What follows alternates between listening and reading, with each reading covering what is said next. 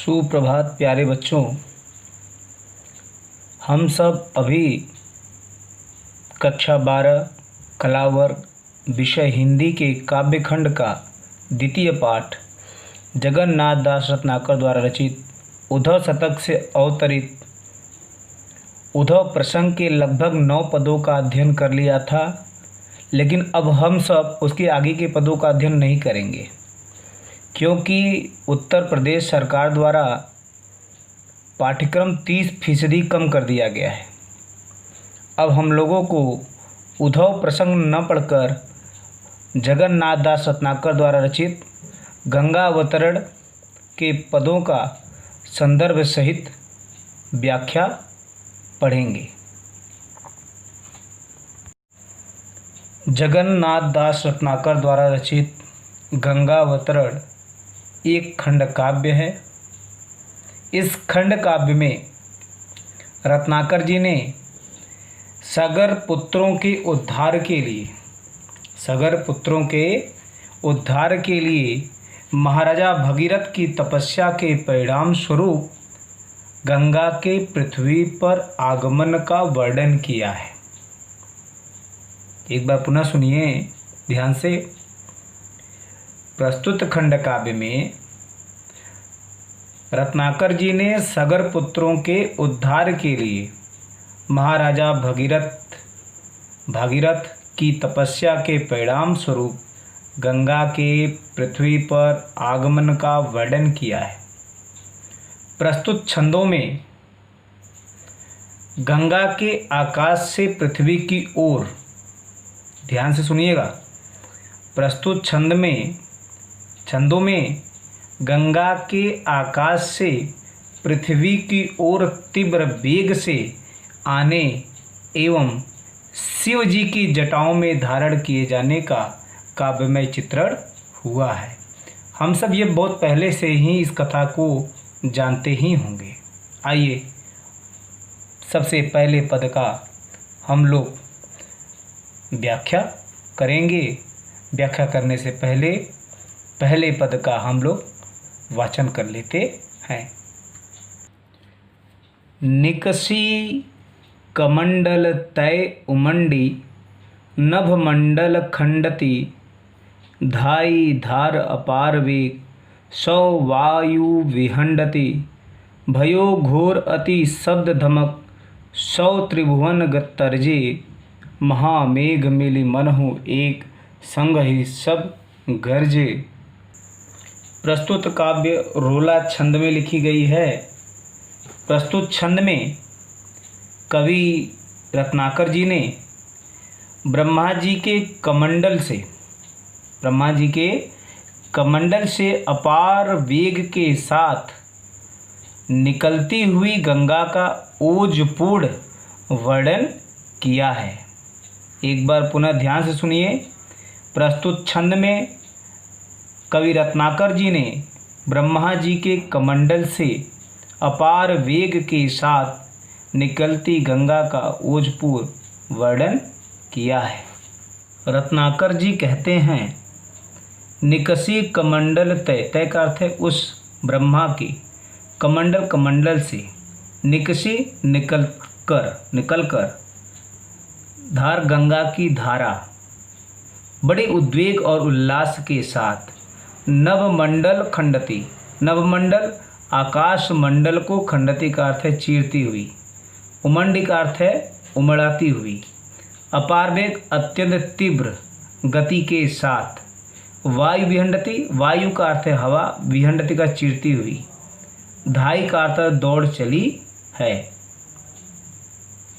जगन्नाथ दास रत्नाकर जी कहते हैं कि ब्रह्मा के कमंडल से निकलकर गंगा की धारा बड़ी उल्लास और उद्वेग के साथ उमड़कर आकाश मंडल को चीरती हुई, वायु को विखंडित करती हुई बड़ी तीव्र गति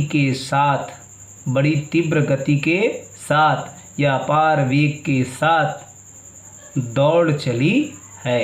अपार वेग के साथ दौड़ चली है। कहें भयो घोर अति शब्द धमक। घोर का अर्थ है भयंकर, अति शब्द भयंकर शब्द। त्रिभुवन तीनों लोग, तर्जे का अर्थ है भयभीत हो गए। जगन्नाथ दास रत्नाकर जी कहते हैं कि वेग के साथ गंगा के आगे बढ़ने पर, अत्यंत वेग के साथ गंगा के आगे बढ़ने पर अति शब्द, घोर घोर का अर्थ है भयंकर, भयंकर शब्द हुआ। भयंकर क्या हुआ? शब्द। भयो, भयो का अर्थ हुआ अत्यंत भयंकर शब्द हुआ। और उसकी धमक से, किसकी धमक से? वेग के साथ गंगा के आगे बढ़ने की धमक से त्रिभुवन तर्जे तीनों लोग क्या हो गए? भयभीत हो गए। तीनों लोग भयभीत हो गए। महामेघ मिली मनहु एक संग ही सब तर्जे।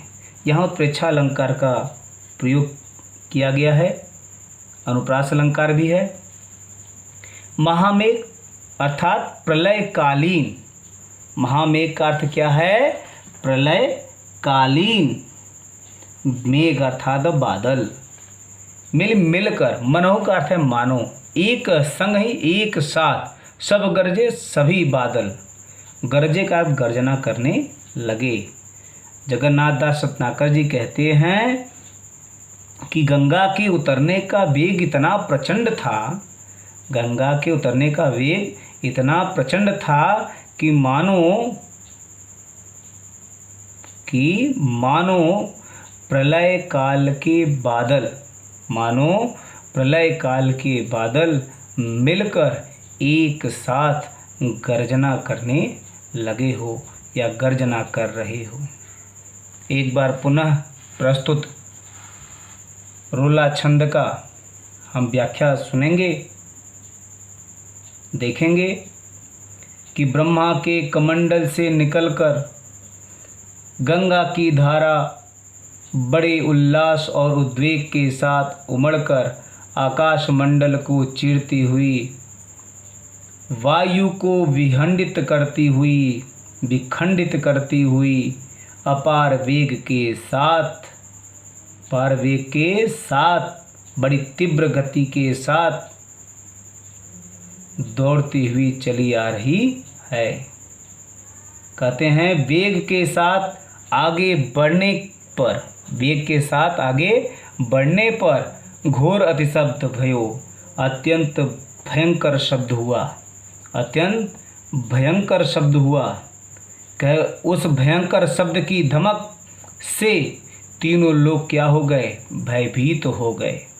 उस भयंकर शब्द की धमक से तीनों लोग भयभीत हो गए। कहें गंगा के उतरने का वेग इतना प्रचंड था कि ऐसा लग रहा था कि मानो प्रलय काल के बादल मिलकर एक साथ गर्जना करने लगे हो। एक साथ क्या करने लगे हो? गर्जना करने लगे हो। प्रस्तुत पद का काव्य को सौंदर्य में भाषा, ब्रजभाषा, अलंकार, उत्प्रेक्षा, रूपक, अनुप्रास एवं ध्वन्यर्थ व्यंजना अलंकार का प्रयोग हुआ है। रस, वीर रस, शब्द शक्ति, लक्षणा, गुण, ओज गुण एवं छंद और रोला छंद का प्रयोग किया गया है। अगला रोला छंद है। निज दरीर सौ पवन पटल फारती फहरावती, सुरपुर के अति सघन घोर घन घसी घहरावती, चली धार धुधकारी धारा दीस काटती कावा, सगर सूतनी के पाप ताप पर बोलती धावा। प्रस्तुत रोला छंद में कवि जगन्नाथ दास रत्नाकर जी ने ब्रह्मा जी के कमंडल से अपार वेग के साथ निकलती गंगा का ओजपूर्ण वर्णन के साथ साथ सगर पुत्रों के संताप को हरने का वर्णन किया है। सगर पुत्रों के संताप को हरने का वर्णन किया है।